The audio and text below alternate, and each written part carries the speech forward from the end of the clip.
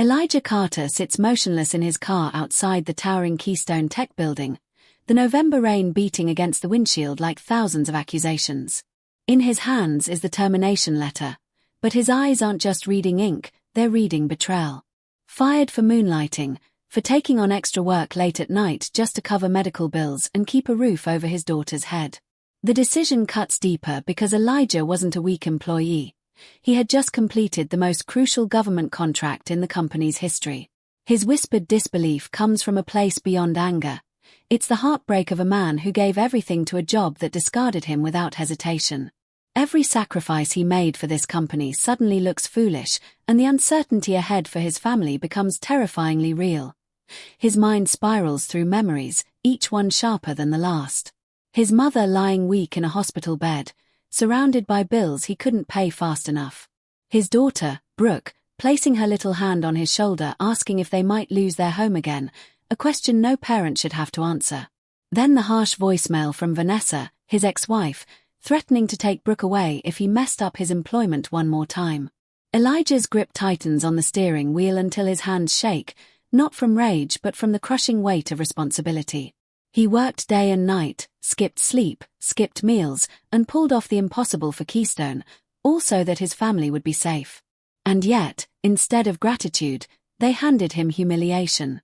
The termination wasn't just a job loss, it was a message that his loyalty meant nothing. Something inside Elijah snaps, not in fury but in clarity. He storms into the building drenched from the rain, expecting confusion or sympathy, but what he finds is a celebration. His co-workers, the same people who watched him disappear into late-night shifts and empty conference rooms, are raising champagne flutes. Nathan Hale, the polished and charismatic boss who once claimed to believe in him, proudly boasts that his signature secured the billion-dollar government deal that Elijah spent months constructing alone. Elijah watches, invisible in plain sight, as credit for his work is stolen right in front of him. But then his breath catches, because he remembers the truth.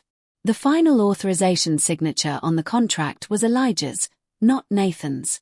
Without Elijah's signature on the official digital file, the agreement is legally void. They stole his job, stole his credit, and celebrated his downfall, but they also made one fatal mistake. Before the storm hit, Elijah Carter lived a quiet and disciplined life that looked simple from the outside but carried 1,000 invisible weights. He was the kind of man who woke up before dawn, ironed his shirts perfectly, and took pride in doing things the right way, even when no one noticed. His marriage to Vanessa fell apart because she believed he lacked ambition, never understanding that his calm loyalty was his strength, not weakness. She craved luxury, status, and a husband who climbed aggressively. Elijah only wanted stability and honesty. They divorced, and while Vanessa moved on socially, Elijah held on to one thing that mattered, their daughter, Brooke. She became his entire universe, the joy that kept him standing. Every drawing she gave him, every hug after school, every "Daddy, you're my hero" reminded him that despite failing in marriage, he was succeeding in fatherhood, but life gave him little room to breathe. His mother, once an energetic nurse, now spent her days in and out of hospitals. Elijah sat with her through every treatment, quietly holding her hand as medical bills piled up. He never complained, never told her how close they were to losing everything, because he didn't want her to worry. To survive, he worked 2 extra jobs on weekends, driving Uber and freelancing contract reviews late into the night, the same moonlighting that ultimately became the excuse Keystone Tech used to fire him. Yet he did it out of love, not greed. Maggie, his best friend and the company's accountant, often urged him to ask for help, but Elijah always smiled and said he'd be fine. Maggie saw the exhaustion behind his eyes, but Elijah kept pushing, believing that if he worked hard enough, eventually everything would get better. Work. Elijah's vulnerability made him the perfect target for exploitation. Nathan Hale, charming in public but manipulative in private, constantly praised Elijah just enough to keep him loyal, while quietly taking credit for his achievements. Nathan's fiancée, Claire, a corporate lawyer with ice in her veins, watched everything with the mindset of protecting the company, not the people inside it. She couldn't understand why a man with Elijah's brilliance was willing to stay in the shadows, apologizing for things that weren't his fault. Elijah's biggest fear wasn't losing his job, it was losing custody of Brooke to Vanessa, who promised to strike the moment his career slipped. His mother, sensing his self-sacrificing nature, would whisper, "You never complain. I wish someone would fight for you." Elijah didn't know how. He only knew loyalty, humility, and sacrifice, until the world used those virtues to break him. The morning after the firing is strangely quiet, almost too calm for the chaos inside Elijah's mind. He wakes early from habit, automatically getting ready for work before reality catches up and sinks like a stone in his chest. As he sits at his small dining table with coffee he doesn't taste, his phone buzzes, an email from HR. The subject line reads, "Contract transfer, urgent signature required." With shaking hands, he opens the attachment, expecting a routine exit document. Instead, his breath stops. The paper retroactively removes his name from the billion-dollar government contract and inserts Nathan's in its place, as if Elijah never worked on it. It's erasure, permanent, intentional, and devastating. They didn't just fire him. They want to delete him from the history of the deal. He realizes instantly this is the real motive behind his termination. Elijah's instinct is confusion, not anger. The company he sacrificed everything for is now trying to wipe his contribution from existence. He panics and calls the one person he trusts, Maggie. She answers from the office, whispering so no one hears. When he tells her what the document says, her silence is louder than words. Then she warns him urgently, "If you sign it, they own everything. You'll never be able to prove you worked on the deal." Elijah feels his stomach drop. Signing would protect the company and isolate him legally, making Nathan the sole architect of the project. Right as he tells Maggie he won't sign, his phone vibrates with another call, Nathan. The boss who fired him suddenly speaks with a warm, fake sympathy, offering a recommendation letter in exchange for the signature. The threat is wrapped in politeness, but the intention is sharp as a blade: comply, or be destroyed. For the first time in his life, Elijah doesn't apologize, doesn't bend, doesn't obey. He hangs up, refusing to be manipulated. Nathan immediately texts a new message, the softness gone. "Don't make this hard." Elijah feels fear. But beneath it, something unfamiliar flickers, resolve. He goes to his home printer, heart pounding, and prints every version of the contract he still has. Drafts, revisions, emails, timestamps, and most importantly, the original version that carries his digital authorization signature. He doesn't yet understand what he's holding. He only knows one thing: he won't let them erase him. The papers dry from the printer tray, page after page of proof, the truth no one expected him to keep. As Elijah gathers the documents into a folder, a storm begins far beyond the rain outside. His refusal to sign is the moment everything changes. The signature he tried to forget now has the power to destroy Keystone. Retaliation against Elijah begins swiftly and mercilessly, as if someone flipped a switch the moment he refused to sign. First comes the court notice, Vanessa officially filing for full custody of Brooke, claiming Elijah is financially unstable and unfit to provide security. The words feel like knives. She weaponized his vulnerability the moment she sensed weakness. Then the hospital calls, their tone painfully apologetic as they warn that his mother could be discharged due to unpaid bills. Before he can even process that blow, Keystone's corporate lawyers send a cold email accusing him of stealing intellectual property and threatening legal action. It becomes unmistakably clear, every pressure point in Elijah's life is being squeezed.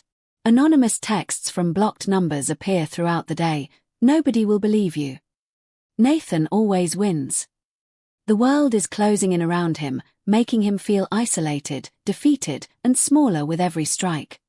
Elijah tries to hold himself together, but the emotional weight becomes too heavy when he sits alone that night in his small apartment. Desperate, he begins posting his belongings online: his guitar, his laptop, even Brooke's old PlayStation, anything to gather money for rent, legal fees, and medical bills. When Brooke walks into the room unexpectedly and finds him crying, time seems to stop. She wraps her tiny arms around him and whispers, "Daddy, please don't cry. I'll be good. You don't have to buy me anything." The innocence of her words shatters him more than the attacks from the outside world. He has been humiliated by his company, cornered by his ex-wife, abandoned by the system. But it is his daughter's attempt to comfort him that breaks him down completely. For the first time, Elijah feels helpless not as an employee or son, but as a father. Maggie arrives soon after and sees not the hard-working co-worker she has always admired, but a man pushed to the edge. She doesn't give him pity, she gives him truth. "They didn't fire you because you failed," she says with absolute conviction. "They fired you because you were too good." That sentence hits Elijah harder than any attack so far. All his life, he has apologized, downplayed his brilliance, and let others step ahead so long as the work was done. Now he realizes that silence was his cage, and Nathan had counted on him never fighting back. Elijah looks at the original contract again, the page with his signature, the legal seal that makes or breaks the government deal. The company isn't powerful because they beat him. They're powerful because he let them. A spark ignites, not hatred, but self-respect. He whispers, "It's my turn to stop apologizing." The night of the corporate gala is grand, polished, and televised. A spectacle designed to celebrate Keystone's billion-dollar government deal and parade success to the world. The CEO takes the stage with the confidence of a man who believes he is untouchable, boasting about the contract and praising the team's leadership. Nathan stands beside him, wearing a hero's smile, soaking in applause he didn't earn. The room is filled with media, shareholders, government observers, and powerful executives, the perfect stage to cement his false legacy. But the mood shifts abruptly when the government contract officer announces that they cannot finalize the partnership until the signing party verifies the agreement details. The signing party is not Nathan. The name Elijah Carter echoes through the speakers. Nathan stiffens. Conversations stop mid-sentence. The celebration stills into suffocating silence. And then, Elijah walks in. It is the first time Elijah has ever looked like he believes he belongs in the room. His suit is clean, his shoulders firm, his expression steady, not arrogant, not vengeful, simply done being invisible. Cameras immediately tilt toward him. He steps forward and, with calm control, declares that Nathan forged documents and that the original deal, including all analysis, drafting, and final authorization, was completed under his name. Gasps roll across the hall. Nathan breaks instantly, shouting denial, insults, and excuses. Claire attempts to shield him with legal jargon, waving off Elijah's claims as desperation, until Maggie steps beside Elijah, lifting a binder filled with printed emails, timestamps, revision logs, meeting notes, and metadata proving the truth. For the first time, people see Elijah not as the quiet analyst who blended into the background but as the architect of Keystone's biggest deal, and the man they tried to erase. The twist hits harder than anyone expected. The government officer reveals the clause most didn't know existed. The contract is non-transferable, meaning only Elijah could authorize it. And because Elijah refused to sign the replacement document, the billion-dollar deal is legally void. The room implodes. Investors panic. The CEO turns ghost white. Nathan's panic turns to rage, then desperation, screaming at security, at Elijah, at anyone who will listen. But cameras are recording now. Board members demand accountability on the spot. Security approaches, and for the first time in Elijah's life, it's not him they're coming for. Nathan is escorted out, shouting, begging, threatening, while Elijah stands frozen in the spotlight, trembling. He didn't do this to get revenge or applause. He did it because they tried to erase him, and this was the only way to be heard. The victory feels heavy, not triumphant, but painfully necessary. A week later, the storm that Keystone created finally collapses back onto itself.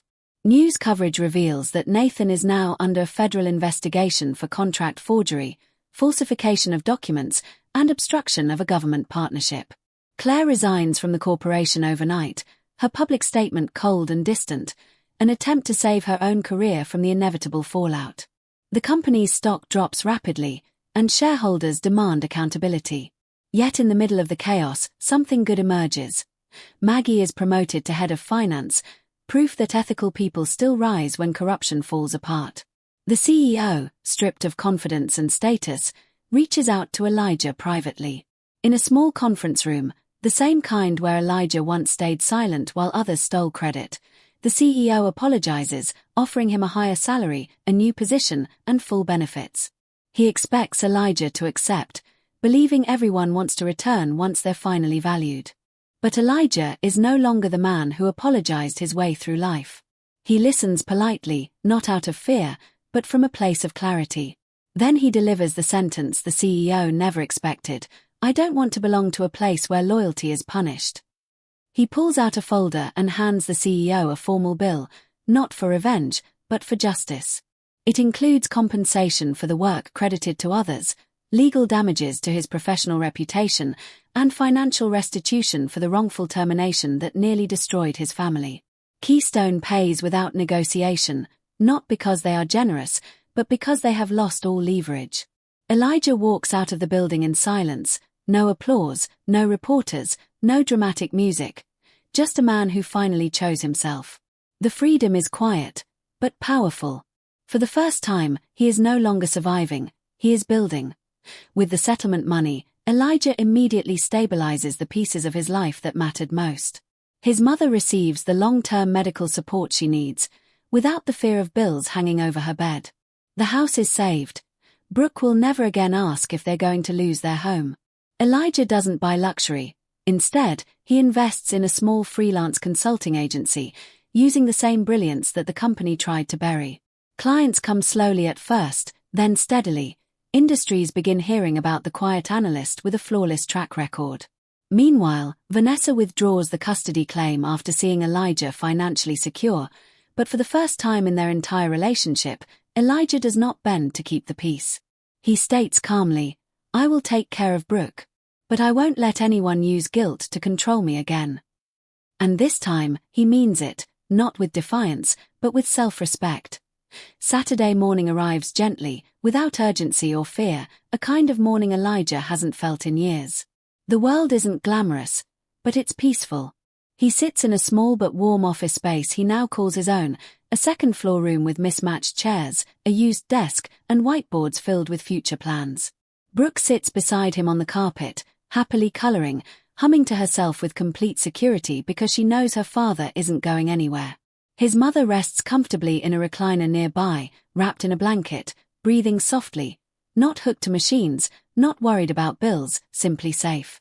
The room smells faintly of fresh coffee and printer paper, and outside the window, rain taps steadily on the glass. Once, rain meant fear, memories of termination letters, custody battles, and impossible decisions. But today the storm outside doesn't scare him. It simply exists, and so does he. Brooke eventually pauses her coloring and looks up at her father with innocent curiosity, the kind that cuts through everything and demands the truth. "Daddy, are you happy now?" she asks softly. The question lingers in the air. Elijah doesn't answer right away because he wants to actually feel the answer, not force it. He looks around the tiny office. There's no luxury, no fancy awards, no corporate applause, no spotlight. But there is something he never had before: freedom. His work bears his own name. His life moves at his pace. No one owns him. No one controls him. No one gets to erase him again. For the first time, he isn't living to satisfy a company or prove his worth to someone ready to doubt him. He is living for himself, and the two people who always believed in him, even when he didn't believe in himself. Elijah finally smiles, not big, not dramatic, just real. A quiet smile that belongs to a man who fought silently for years and survived his own breaking point. "Yeah," he answers, voice steady and warm. "For the first time. I am." Brooke wraps her small arms around his waist, hugging him tightly, and he holds her with a softness that has nothing to do with weakness and everything to do with strength. There's no triumphant orchestra swelling, no headline celebrating him, no crowd cheering. Just rain, pencil scratches on paper, and the calm breathing of the people he loves. It isn't revenge that healed him. It isn't money that saved him. It's the moment he finally chose self-worth over obedience, dignity over silence, and himself over fear. The camera fades not at a peak of noise, but into stillness, because the quiet victories are the ones that last the longest.